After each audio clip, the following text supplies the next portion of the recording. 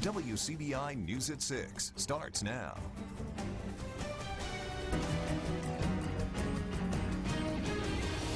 Thank you for joining us tonight. We have new developments in a murder investigation out of West Point. Richard Raines, who was wanted for murder, turned himself into police today. The Clay County man is accused of shooting and killing Curtis Williams Jr. The fatal shooting happened Sunday night in the parking lot at Relax Inn. Chief Avery Cook says the two men got into an argument and that led to the shooting. Williams was pronounced dead at the scene by the coroner. The police chief says Raines will be charged with first-degree murder. Very devastating because at this point we lose two lives in the community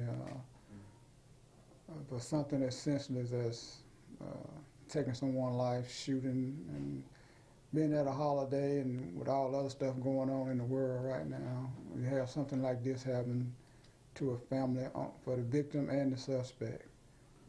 It's not great for the community, and our sympathy goes out to both families. And we're going to do our best to can to bring this thing to a closure. Raines will be arraigned tomorrow morning at 8 o'clock. Two men are facing drug charges in Amory. In the first case, officers arrested 31-year-old Antonio Little. He's charged with 2 counts of possession of a controlled substance with intent. His bond is set at $10,000. In a separate incident, our officers arrested 42-year-old Nathan Parham. He's charged with possession of a controlled substance. His bond also set at $10,000. He's being held at the Amory jail. The Mississippi Department of Health is reporting 206 new cases of COVID-19 today. 23 of those cases are in long-term care facilities. The new cases bring the state's total to more than 13,400 cases. The Department of Health also reports 10 new deaths in the state. Statewide, there have been 635 deaths related to coronavirus. The health department estimates about 7,800 Mississippians have recovered from the virus. Social distancing is still the order of the day, but President Trump did make scaled-down public appearances today, and he's increasing his own public schedule as he pushes for America to reopen. Natalie Brand has more from the White House. President Trump honored the military as well as those who have lost their lives as a result of the coronavirus during a Memorial Day ceremony in Baltimore. We mourn alongside every single family that has lost loved ones, including the families of our great veterans. He also praised the service members who've been called to duty during the pandemic. Tens of thousands of service members and National Guardsmen are on the front lines of our war against this terrible virus, caring for patients, delivering critical supplies, and working night and day to safeguard our citizens. Earlier in the day, dignitaries practiced social distancing as the president laid a wreath at the tomb of the unknown soldier. President Trump has stepped up his trips outside of the White House as he pushes governors to reopen the country, and he's now indicating he wants an in-person Republican National Convention this August. Monday morning, the president insisted North Carolina's Democratic governor give the RNC an answer about if his state will be open by then, or he threatened to find a new site. If needs be, moving the National Convention to a state that is farther along on reopening and can say with confidence that we can gather there. Democratic leaders have not yet said if they will still hold an in-person convention in Milwaukee this August. Joe Biden, the presumptive nominee, made his first public appearance since the lockdowns began when he visited a memorial in his home state of Delaware. Natalie Brand, CBS News, the White House. The Democratic convention had been scheduled for July, but DNC officials made the decision in April to delay it until August because of the pandemic. We have a few showers and thunder showers on radar this afternoon. The bigger batch down here in Atala County or down here in Lee County, Carthage right there. But in Louisville, we have one little rogue shower falling apart. Now let's go on into Louisville, Mississippi. Look at that. We've got a rainbow spotted with our camera there looking back down to the southeast. But most of us not seeing any rain out there. Still the chance for a few isolated showers or thunder showers this evening. A lot of what we do have will fall apart. Temperatures are very warm now. We're going to go down into the low 70s or upper 60s later on tonight. And tomorrow, Probably some 80s out there, but if we see a little bit more cloud cover, maybe a little bit cooler than what we're forecasting here. But low to mid 80s, scattered showers and storms likely in the region as we get into our day tomorrow. We will just stay unsettled here for the next couple of days as an area of low pressure moves on through the region. So rain chances will continue. Your full forecast coming up in just a few more minutes.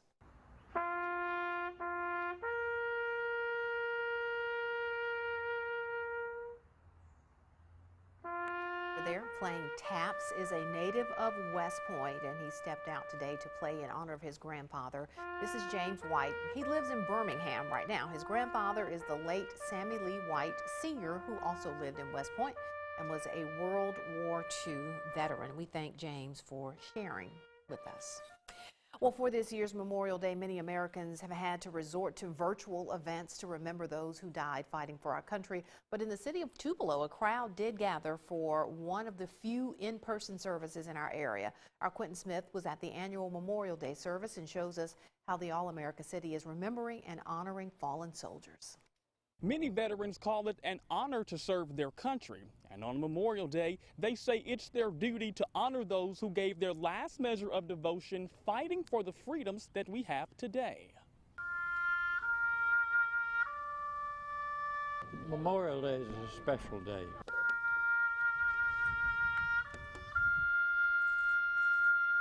We go for barbecue and cookouts, but it's so much more than that.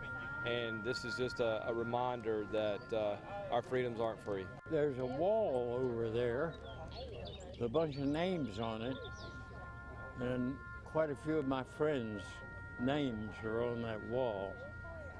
So that means a lot to me. For the ramparts we watched were so gallantly streaming. Not everybody's going to have the opportunity to serve for whatever reason, but we can all live a life respectful of those that have served. And I'm proud to be an American, where at least I know I'm free. Well, I spent 8 years as a prisoner of war.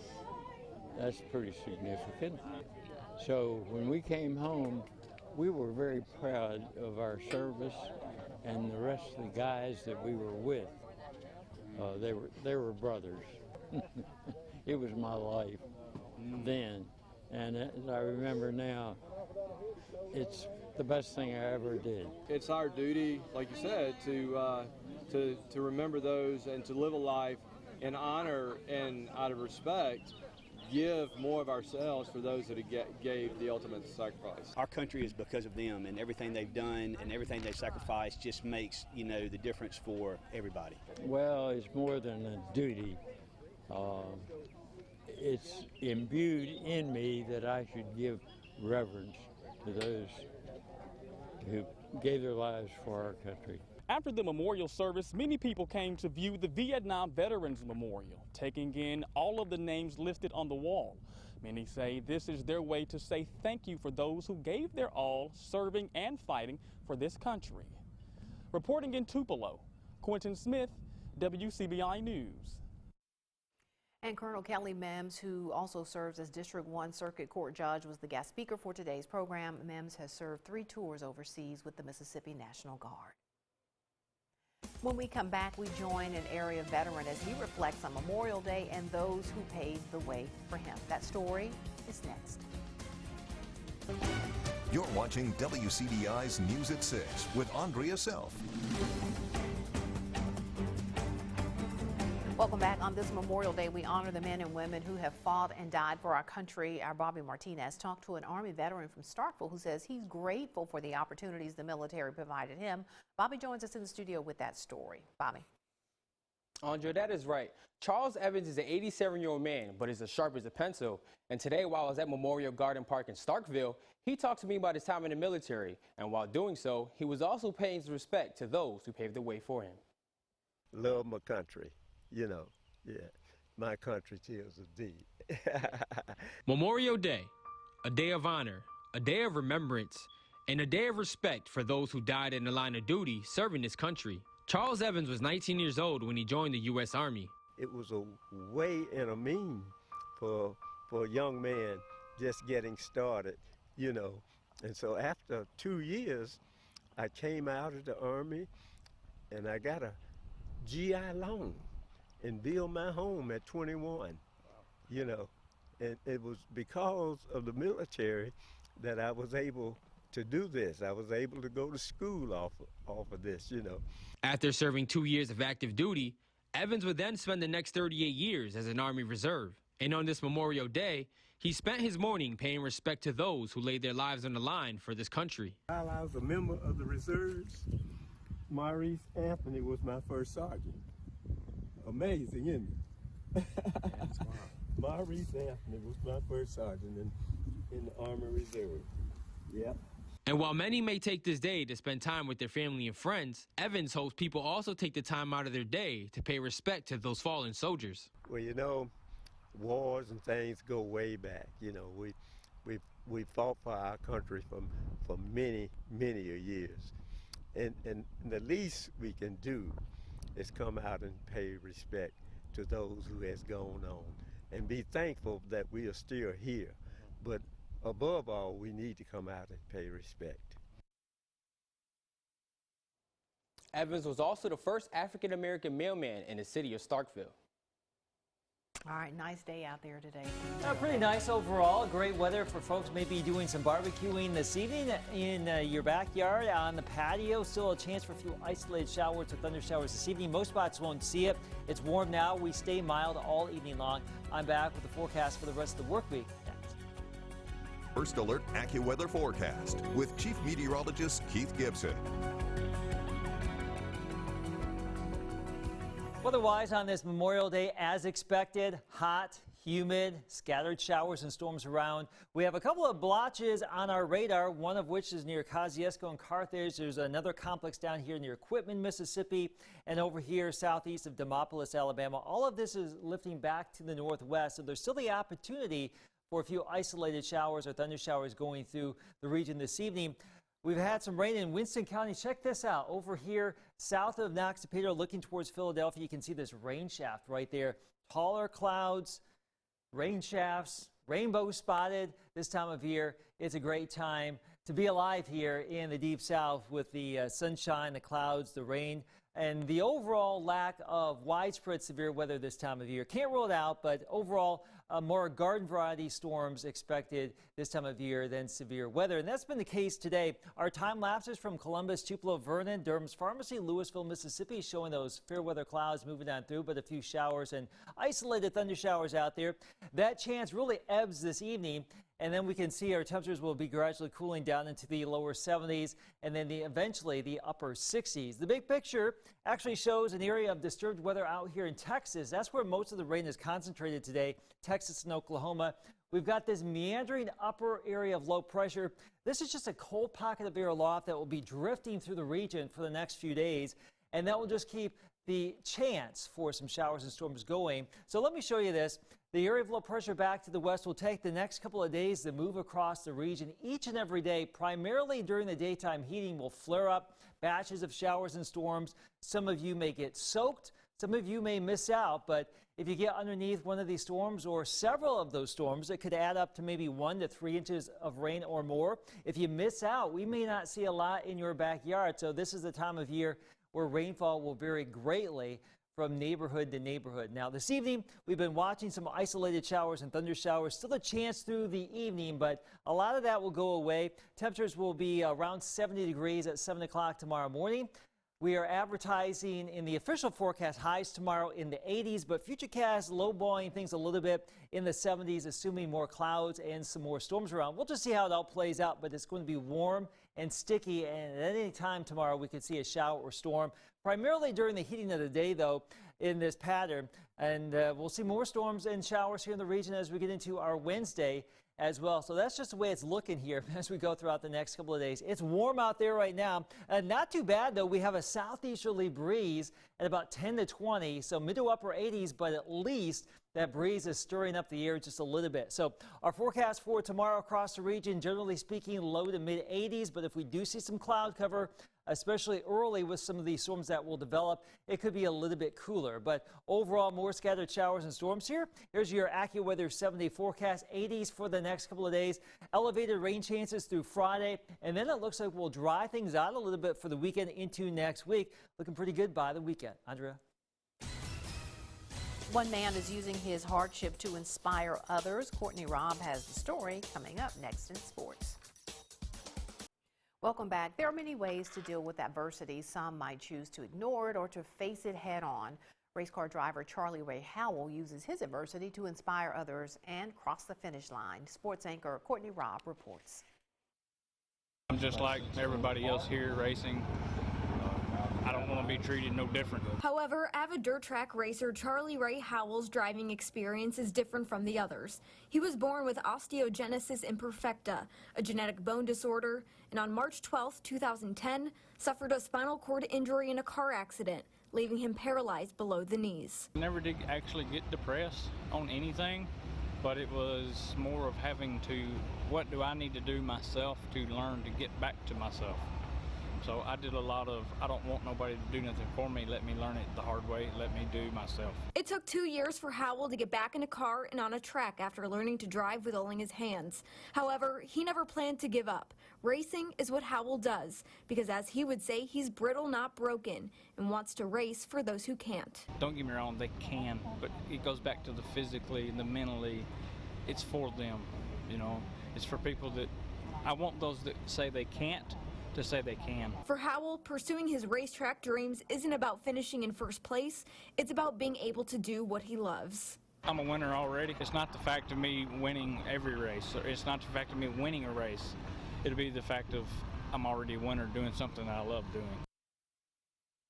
That was Courtney Robb reporting. Well, as sports fans mark more missed milestones off their calendars, many are wondering not only when sports will return, but what the events will look like when they do.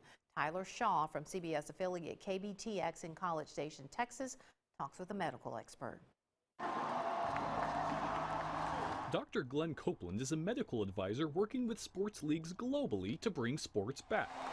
He believes if the professional leagues can pull it off this summer, college football should have a successful return this fall. Players at the NCAA level are much more controllable than pro players because these are kids in college. They're going to listen to the coaching. They're going to listen to the staff. They're going to listen to their trainers. They're going to listen to their team doctors. And I got a lot of faith that NCAA will do very well. But Dr. Copeland does not anticipate the normal sea of maroon and white at Kyle Field this year. Do I see 85,000 people in a stadium in September? I'd give you a huge, big question mark. I doubt it. Copeland says he would take a more conservative approach and encourage social distancing to start the season. Could we mitigate the risk? Sure, there's ways. You can space people out, so you got a 100,000 seat stadium. Maybe there's only the first game 20%. Here we go! This summer will be a lot of wait and see what happens as the economy gradually opens back up. It's a work in progress. It's a work in progress. If you said, is this season going to be like it was last season? Not a chance. Not now. Not now. Saying that in September, there may not be any new cases of COVID. No matter what happens this football season, Aggies are already planning and preparing for when they can make their return at full strength. Sports are going to be there long past me and you, I can promise you. And this will be a great experience that we'll look back on and learn from. The Aggies will ride again, and they'll lead again, and they'll be champions again. It just might look a little different this year. All right, coming up, a last look at your forecast. Stay with us. A little bit of a thunder shower down here near Kosciuszko. We had that little blip near Louisville. That is really falling apart. A couple of other showers and thunder showers down to the southeast. We can't rule one of these out for this evening. Then those go away. We'll likely flare up additional showers and storms each and every day here. The summertime weather pattern for the next few through Friday, Andrea, before we dry things out by the weekend. All right, rest of the day should be okay, though. It should be okay in general, yeah. All right, enjoy the rest of your Memorial Day. We'll see you back here at 9 to 10.